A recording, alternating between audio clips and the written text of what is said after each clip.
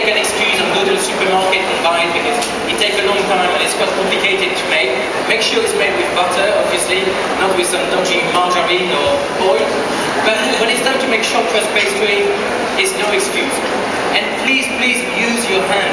Don't use the mixer. It takes so longer. You never use the mixer? You would say never use the mixer? Because it takes longer to pull out the mixer and to clean it later on. Washing up, no one likes washing up. I think that's a great pleasure about working with pastry, is get your hand dirty, licking the bowl, get the textures on your fingers, which is great. So, simple recipe. We're going to put all our dry ingredients in a bowl. So I got some plain flour. How much plain flour have you got in there? 150. Oh, she's testing me. I am. I'm just going to check you're doing it right. I got some golden icing sugar. Great as well when you make pastry, better than using caster sugar or granulated sugar. It gives you a much refined pastry, very nice and smooth as well, so you don't get those bits of sugar sometimes. So that goes in. Do you like using unrefined sugars rather than the refined stuff? Always, because it does give you, it's unrefined to start with, so it's more healthier, and it gives you some flavour, it adds some flavour to it, so, which is great. And finally, just to give a bit more richness to our pastry, I got 20 grams of ground almond. So if you've got nut allergy or something, you can just take off the ground almond and replace it by some extra flour. But that will give you a nice texture to the pastry. So I'm adding that to it. So that's for almost all our dry ingredients. Now it's time for the matcha. That's the Japanese word for green tea powder. And you can get that online, very easy to get online. Or if you're in London, for example, the Japanese Center or some Chinatown as well, they sell a lot of the green tea. And what does that smell like? Is that really green? It's seriously green. That smells good. And this is going to make our pastry green as well, isn't it? Look how green is that? Mr. Camera. Yeah? So it's very green. And the funny thing, the Japanese love using green tea in their baking and in their food, but not really for the flavors. I mean, you will get a little taste of the green tea, but they truly believe, and it's true, that green tea is full of antioxidants. So, hey, no excuse not to eat cakes. You eat cakes and you get better. Fabulous. Cake is healthy. Who knew? Exactly. So we're going to put 3 teaspoons of green tea to it. So if you've got pastry hands, now I don't know about any of you guys, but I've got really warm hands. So I always say I've got bread making hands. But do you have cold hands I can feel? I got the hottest hand. They're hot. They're really hot. So this is impressive. This guy can make good pastry. There's millions of excuses not to make good pastry or good cakes. People always go like, oh, I can't make pastry. I've got cold hands. I've got hot hands. Things like that. So I'm just making up excuses for my bad pastry. If you've got hot hands, just work faster. So I'm just going to. We got some unsalted butter here. So I'm just going to, that's been at room temperature, so it's nice and soft. And that's it, fingertip in the mixture, and we're just going to rub it gently to get like a kind of breadcrumb effect. And that's going to make our pastry lovely and short. So don't keep your hand in the mixture because that will combine it straight away and it's not going to work. So just go higher, just So are you trying to get air into it as well as you're doing that, or is it just for getting it's really the rubbing to get those lovely little crumbs. And you can see the colour now. That's an amazing colour. And will it stay that colour when it's cooked as well? Yes. Brilliant. So you have to explain to your friends, it's not because it's moldy. Green food, I think this was something we could take off. Exactly. Blue food, I'm not sure. Green food, very good. So are you pastry is your thing or cakes your thing? Because I know you make the most amazing cakes. This man, his cakes are to die for. And wedding cakes, they're kind of some of your specialities, but I know you've had 1 or 2 disasters in the wedding cake front, haven't you? Well, that's Has anything ever gone wrong? Well, we always get asked, it's quite funny when the bride comes to your wedding cakes, they always ask, did you have any disasters? And of course, I'm going to say, oh yes, we always collapse. I think we will run out of the shop, quicker. But accident happens sometimes, even to the best one, it does happen. But we had a very notorious little hiccup once. And that's when we almost started to do wedding cakes, and we had big VIP cakes. And actually from that lesson, I learned to say no. It doesn't matter how famous the person is. But at that time I was a bit, too excited to be face to face to that celebrity, which I will absolutely not mention, because she doesn't know what's happened to her cake. But anyway, so we were at a tasting, it was all very quick and fast. So that's all, you can see now it's all the crumbs and it's not sticky, it's lovely and fluid. I'm just going to beat one egg inside. Don't worry, I will come back to the story. So you're going to put the whole egg in there, because sometimes you just put the yolk in. Yeah, no, for this one we're going to put the whole one in. egg. So that goes in like that. And with one hand, I'm just going to combine the ingredients together. So yeah, so we are tasting with this famous person, and she picked the design of the cake. It was an ice cake, 5-tier, beautiful. But she asked for milk chocolate underneath. And milk chocolate doesn't really set because it's full of sugar, so it's got a lot more sugar than dark chocolate, so it's actually very difficult to make a milk chocolate ganache, but mostly to ice it. So, and I went like, yes. So that's it, that was too late. So we did the cake on a day, and that cake was, we knew was going to be on the cover of Hello magazine. So no pressure whatsoever. Anyway, by the time we haven't even crossed London with that cake, it was going miles away. Both tier, all the icing already slid off, and it was no icing, it was just like a milk chocolate trifle bit. In the back of the van. So it was just, oh my god, what do we do? Thanks God it happened at, in London, not too far from the kitchen. And because it was Saturday and it was like some racing going on or something, there was no way we could have time to go back to the kitchen and drove back with all equipment. So you were thinking really fast and we were thinking, okay, what the hell are we going to do about this cake? Well, I called the kitchen and I just say, pack everything you got, take the tube, join us next to that tube station and join us. So soon actually the team of 3 became a team of 5, the 2 of our chefs as well joined us back, and we drove as fast as we could to the venue. So we ran and said, oh, we are a bit stuck in traffic, don't panic, we're not late. And by the way, we need a table when we arrive, because we need to do the finishing of the cake. So we arrived at the venue, and it was like, we were like an hour late. So everything was set up, the flower was set up, the florist was waiting for us to do all the flowers around the cake. And suddenly, I don't know what kicked up, we're all on adrenaline and confidence. So we walk in, they had a table, and we opened those boxes. You should have seen the face of the team and the florist and the wedding planner. Luckily not the bride. I'm not going to literally say what they were thinking, but you knew exactly what they were thinking. And they're like, oh, I would say, oh yeah, don't worry, we just need to do the icing, it's quite a soft cake. And suddenly the adrenaline kicked out, and we did. We just rolled the icing, restacked the cakes, we were putting the dots and the florist was putting the flowers, and suddenly the cake was there, standing in its full glory, and the bride was almost ready to walk in the room. And she probably knew none of this, she knew none of it, and nobody knew. Probably to this day still has no idea. Exactly, she knew none of the people in the room, but they thought like, okay, wait, they're so cool, it must be the way to do it. So I guess the moral is you just never panic. If it goes wrong, just stay calm. Either say, it's meant to be like that, or just think really fast and put it back together. No one will ever know. It looked great, and it was, at the end it was a great success. But now if someone asks me something which is technically not possible, doesn't matter who they are, it's a no. Straight name, I just say no, I won't do it. So now that looks we got good. the pastry, nicely combined together. So you haven't added any water to that, so that was just egg? Just the eggs. Okay. So nice texture, that needs to go in the fridge to rest for at least half an hour, just to keep it to rest. It's going to settle a little bit, and of course all the gluten and all the mixing we've done relax the pastry, so it won't shrink when we bake it. So is that what happens? When you line a pastry case and it shrinks in the oven, is that because you've not chilled it? That's it, you need to chill it. At least for half an hour to 1 hour. And what about if you're short of time? Can you put it in the freezer? Does that work? Or is that not the same? Just going to freeze it. Just going to freeze it. So you have to have time to let it rest and do its thing. That's a very good tip. So, wash the hands, green hands. If you're a fan of Shrek, that's perfect. And we got one we made earlier. Would you mind to just butter slightly the ingredients? It's okay, it's fine.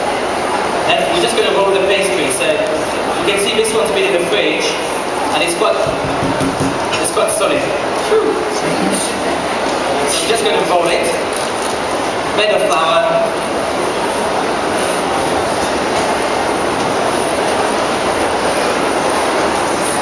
And that's going to be, we're going to bake it blind because it's actually a liquid filling inside. So when you fill anything with something that's pre-cooked, you need to bake the pastry first. That's very important.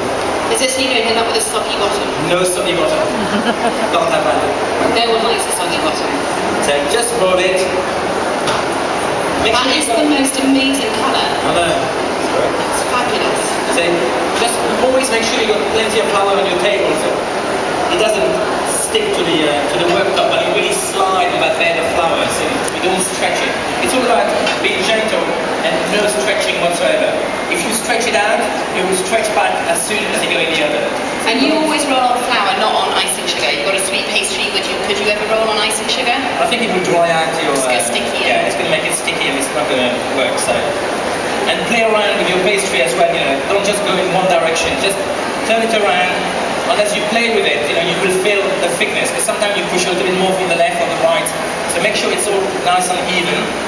So how thick are we going to want this? Sort of Quite thin. or that's how you recognise a good tart. Like proper really fine thin pastry, a very lovely thin buttery pastry.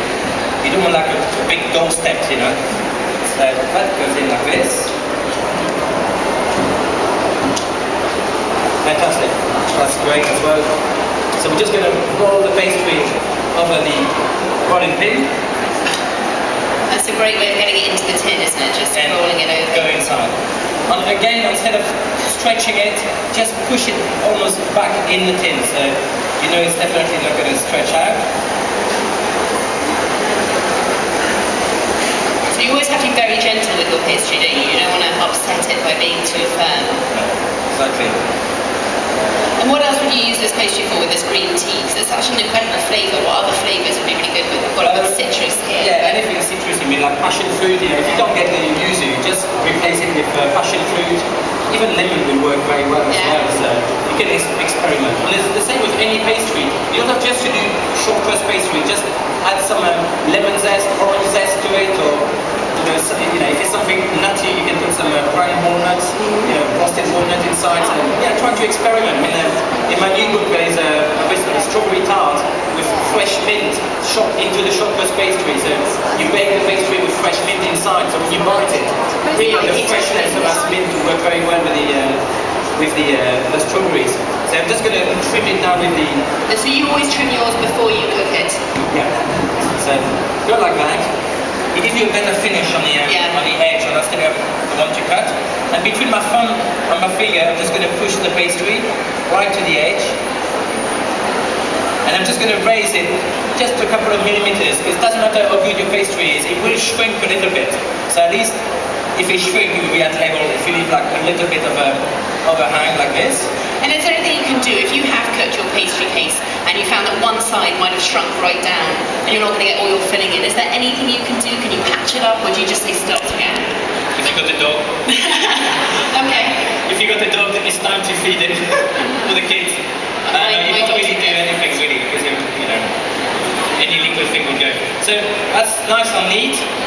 And now that's one of my trick. If I can find it, we've got any cling film. Cling film? No. Okay, we haven't got any cling film. Can we get any cling film? So you're going to do the trick where you roll it and... Yeah, just put the cling film in. We haven't got any cling film. Shall I go and get some? Should we just pretend? Should we pretend we got cling films? We can magic cling film. Normally when you bake blind your tart, what you do, you use baking paper and you do what we call a cartouche. So you've got the disc, put it inside. Baking paper is quite rough, so you always get some corners will cut inside the pastry, or it doesn't really go down. So when you finish to bake blind your tart, it's not that even. If you can get some oven-proof cling film, because not all cling film is oven-proof, so you have to be careful. The oven-proof one you can get online, and you put it inside. That's it. Okay. And that's what you do. So you take your special cling film, and that's so thin that you're actually going to fit on inside the tart like a glove. So it's really going to give you some great edges. It's going to be really perfect without cutting through the pastry. So fill the like that, line the pastry with the fork, pierce the pastry and the cling film together. Okay. So if there's any pocket of air or something, it will come out. And use your baking beads to fill. Now these are amazing. These are ceramic baking beads. But if you don't have these, what can you use instead? You can use rice or coals, dry coals. But those ones are actually they are the best ones. They conduct the heat very well. They are everywhere. The supermarket, DIY stores. You And can you get fill it them. right to the top. Yeah, that one you need to fill it to the top to make sure the pastry don't go down. I was watching Aston Blumenthal the other day, and I love Aston to bits, but he started to open his piggy bank and put like, I don't know, 20 coppers at the base of his tart. That's going to And he do said, nothing for the oh, that's the best way to get the perfect pastry. And suddenly, ta-da, out of the oven, this beautiful pastry shell come out. That's a proof of don't believe anything on TV. A part of my show, obviously. You trust Eric. No, you really need to fill your tart right to the top if you want a perfect finish. So that's going to go in a hot preheated oven, 180. It should take like 20 minutes. So you put it for 20 minutes, let it to cool down a little bit, remove all the beans, but give it another 5 minutes without the beans just to dry out the inside. So it's nice and dry, and you're not going to get the sunny bottom effect, which we don't want to have. Never. So that goes in our magic oven, which is on the back here. We'll pretend. I'm going to move on to this side and we're going to do the filling. The filling. So we'll do me a pleasure to break some eggs. So it's actually almost like a lemon. It's a curd we're going to make, really. It's like a lemon curd, but made with yuzu. Then, if you could smell this, you know, if you could spray the whole room with that smell, it's unbelievable. It's really smells like mandarin. That's the color of the yuzu juice. So again, Japanese delicatessen or Chinese delicatessen. Very popular now. So a simple recipe, the 3 of eggs. Beat them together. I'm going to add to it 150 grams of golden caster sugar.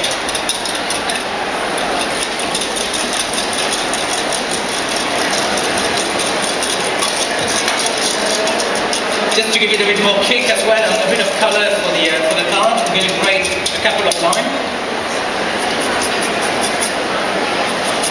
So can you buy the yuzu fruit in this country? I don't think I've ever seen the fruit. Actually, you can't get the fruit. I've asked for the fruit, but you can't get the whole fruit. And I have to admit, it's actually very expensive. Someone told me they got big spike and it's very difficult to pick. Sounds like a dodgy excuse to me, but just to charge a lot. But yeah, you can get the juice, but it's very difficult to get I've never seen the fruit. So this is why we add some extra zest just to get a little bit more. Yeah, add some pictures of it. It's kind of a bit knobbly and lumpy bumpy. Yes, it's like this big wild lemon you can get from Sicily. You know, what the chef called the cellulite lemon. It's true, we call them cellulite lemon. I have no idea why, but I think it's something to do with the skin. It was a bit rough. A little bit something. That actually just smells amazing from the zest, so when the yuzu goes in, that's going to be incredible. So that goes in, and just going to add the yuzu juice. So when you do a mixture like that, it doesn't matter if it's with yuzu or lemon or anything, as soon as you start to put sugar or anything acidic with your eggs, you need to start mixing. Because what's happened is the acidity, all the sugar is going to start to burn your eggs. And that's why sometimes when you make a custard or a curd like this, you get some little lump of cooked eggs. Because sometimes people put the egg in and leave them aside and start to do something. And they leave all their, so the egg yolk starts to go hard. Exactly. So straight away, give it a good beating. And at this stage, that's ready to go on the banana reed here. So just transfer that here. I'll let you do that. I don't want to make a mess. So the water is boiling underneath. And that's the boring part of the recipe, unfortunately. You need to carry on mixing. And you have to carry on mixing. You end up with scrambled eggs till it starts to thicken, really, to a great texture. So how thick are we going to put this together? Is this going to be sort of custard, a creme anglaise, or is it? Custardy. Yeah, custard. Quite liquidy, and it will set again when it cools down. So. And actually, at this stage, if you don't want to put it in a tart, you can just put it in a jar and use it to spray on toast or something. It was delicious as well. So it's a bit like making lemon curd. It's again exactly the same kind of technique. So, which is great. So we're going to pretend that's been cooking for a little while. So when it starts to really thicken, we're going to dissolve inside some unsalted butter. So we've got 65 grams of unsalted butter. And always use butter here, you know. The war is over. Margarine should be banned altogether. You know, there's no excuse, you know, use some good unsalted butter. And I'm actually very surprised as well how many people use salted butter to make buttercream for the top of their cupcakes or their pastry as well. So, you know. I have a question then. Yes. Would you ever consider using any other fat? I've sometimes put a little bit of lard. It sounds weird, but it's delicious. In a savoury pastry, because it makes it very sugary. Yeah, it's going to be funny. Is that anything you do? I'm French, we don't use this kind of thing. Okay. It's my English dependency on baking fat. Lard and whipping. I love it. I've got the butter and thing. People always say, oh, how much cream and everything. It's cakes. So many people come to our cake shop here. I take one, they always say like, oh, how many calories? I always answer, a lot. A lot. It's just a lot. It is, man. It's a cake shop. We're not going to start selling low calories thing. We do more and more gluten-free and things like that, but I'm not going to start doing low fat. I think a little bit of something quite naughty is very good for you. Exactly. It's a treat. That should be a treat. And if it's got green tea powder in it, then it's still good for you anyway. So yeah, the oxidant work out, make the difference. So I'm just going to dissolve things. We're going to leave it like that. But so we're imagining this is nice and thick and it's looking glossy. So we got our tart. It's been made earlier. That's what it looked like when it's green. So it's not much. So it's gone a bit darker. Yeah. Going to have a little feel. Yeah. So that feels quite sandy on the bottom, doesn't it? So but it's a nice. You can see it's nice and deep, and the corners are really thin, and that's because of the cleansing effect. So definitely worth trying that technique. So basically, what we do is when that's ready, you cool it down a little bit for 15-20 minutes. So it's not that liquid, so it will start to thicken, and you just fill the tart right to the top, so it's nice and smooth. You know, you can use a palette knife to give it a bit of a smoothness. And the best thing is to leave it in the tart overnight. Oh, so really? it really set perfectly. In the fridge? In the fridge. So it's nicely set. And that's the kind of recipe I love, you know. If you can do it the most preparation the day before, so you're nice and relaxed when your guests arrive, your main course is ready, and you just need to do the pretty decoration like we're going to do now. So this is quite good. It doesn't need any more baking. Your filling is baked separately to your cakes, and it's combined, and that's it. Brilliant. So the following morning you wake up, and that's what you get. It's by magic. From your fridge. So we're going to get our serving plate. And that's the time now to make it to look pretty for your guests. So just lift it. I'm just going to move it gently to our serving plate. But I always say, you know, with this tart, you don't need anything. You don't need cream, you don't need anything. Just a few berries, you know, to decorate the top and to serve with it. You know, it's got everything. It's got the crunchiness, texture, and you've got that lovely. It's perfect to finish a meal. You know, it's lovely and tangy and this unusual flavour. So really refreshing at the end of the. I think a citrus tart may be one of my favourite desserts. You feel like you're not eating something very heavy. It gives you that lovely, refreshing taste at the end of a meal. So I'm just going to place some berries on the top. Beautiful.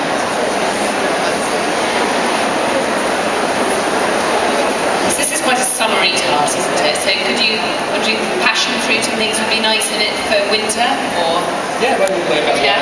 I like lemon tart all year round when it's Christmas. Yeah. I love this one. This is like a jewelry, you know, it's so beautiful. I love the white ones, they're amazing. It's like a work of art, Eric. A few raspberries around. You can come and do my food styling any day. So I don't know if you watch Baking Mad, but the first time you're Baking Mad, me and Lizzie, we did this wedding cakes, royal wedding cake for the... it was for the royal wedding for Kate and William, yeah. It was, that was in the magazine, and it was actually filmed as well, part of Baking Mad, the whole filming. And it was a funny moment where the photographer said like, oh, I think that's a great shot. And Lizzie said, I think Eric smiled too much. Can you give me more sultry? So I have to do my whole, you know. It's very sexy face.